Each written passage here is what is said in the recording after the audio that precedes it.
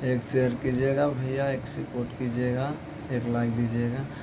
अरे गया से ना निकल दीदी, अब तो ना रहलू ना, दोनों भैया के न रखिया बांध देलू ना जी।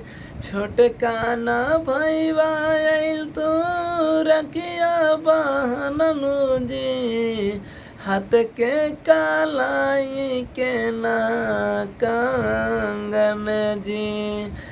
साले खुशहाल बहनी रहबू ना छोटकाए भैया, देख के सपनमा में मिल के जिंदगी निभवलू हो भाई बिना जिनगी तो। तीन गो तो भैया तूने कगो बहिनिया जी, माई के मन कवना पूरा जी।